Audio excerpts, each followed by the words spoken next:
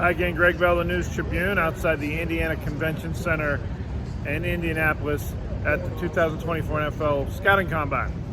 Different tableau altogether for the Seahawks this year as opposed to the last 15 or 20, really. No coaches are here.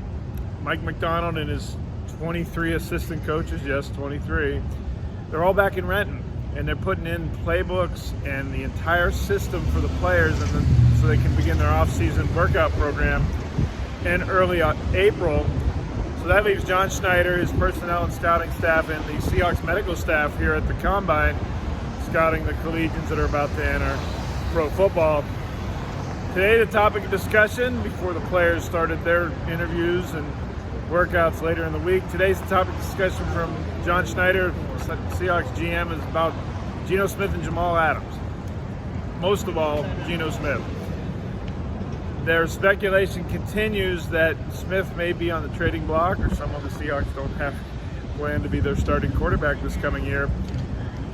Schneider didn't do anything today to dispel that. Matter of fact, he just fueled more speculation when he was asked, is he the Seahawks starter as stands right now for 2024?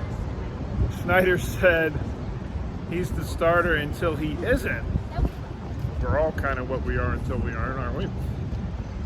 So that's going to only lead to more speculation. The next contract situation, the next contract milestone for Smith was supposed to be here in 2 weeks in mid-March. The Seahawks took that away last week by paying him a $9.6 million roster bonus, but splitting half of that into a signing bonus for salary cap reasons. That saved the Seahawks $4.8 million on the salary cap. Schneider today said off the podium that he and the Seahawks are planning for the cap to be about $248 million, and it ended up being $255. It's about $6 million more than the Seahawks had budgeted it would be. So between renegotiating Smith and saving him $4.8 million there, and then the cap coming in $6 million more than they expected, the Seahawks are actually above the cap, or under the cap now rather than above it. So their math has changed in the last week on what they can do with him. Still would cost more than $39 million to cut him, the cap hit for the Seahawks, and it would be $27 million against Seattle's cap this year if they took to trade him. And that, of course, assumes that a team is in the market for a 33, about to be 34-year-old quarterback in Geno Smith with 1 year left on his deal. So while Schneider didn't commit to Smith being his quarterback, he didn't commit to him not being his quarterback either. And that was the theme about Jamal Adams, same thing. Bobby Wagner, same thing. Basically, the Seahawks are behind where they normally would be this time of year in the offseason because of the coaching change. Firing Pete Carroll, hiring at the end of January Mike Macdonald, a first-time head coach, and only the defensive coordinator in the NFL with the Baltimore Ravens. And then it took most of the next month for Macdonald and the Seahawks to hire their 24 assistant coaches. So only now are they getting into the eaches of the players and contracts and how Jamal Adams might fit a new defense, or maybe he doesn't fit the new defense, and maybe we'll cut him with a post-1 June designation to save some money, or do we keep him and hope for him to be healthy? When asked about Adams today, Schneider said basically the same thing. We'll see. Said that decision is still to be made, and that he has to sit down, Schneider, in his personnel side with the coaching side to talk about individual positions. They've yet to have a deep dive conversation about that.